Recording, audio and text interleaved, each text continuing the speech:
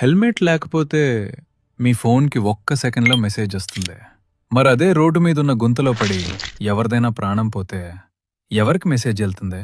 ఎప్పుడైనా ఆలోచించారా? మన సిటీలో ఉన్న ట్రాఫిక్ కెమెరాల టెక్నాలజీ మామూలుగా లేదు.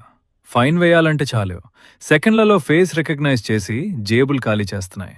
టెక్నాలజీ అంటే ఇలా ఉండాలి అనిపిస్తుంది కదా, కానీ ఇక్కడే అసలైన లాజిక్ మిస్ అవుతుంది. ప్రతిరోజు ఎంతో మంది ప్రాణాలు తీస్తున్న ఆ పెద్ద పెద్ద గుంతలు మాత్రం ఈ ఏఐ కళ్ళకి ఎందుకు కనిపించడం లేదు? జరిమానా వేసేటప్పుడున్న స్పీడ్ ఆ గుంత పూడ్చేటప్పుడు ఏమవుతుంది? రోడ్డు డ్యామేజ్ అవ్వగానే ఆటోమేటిక్గా అలారం మోగే టెక్నాలజీ ఎందుకు తీసుకురారు? అంటే ఈ టెక్నాలజీ మనల్ని కాపాడటానికి లేదా, కేవలం మన దగ్గర డబ్బులు వసూలు చేయటానికేనా?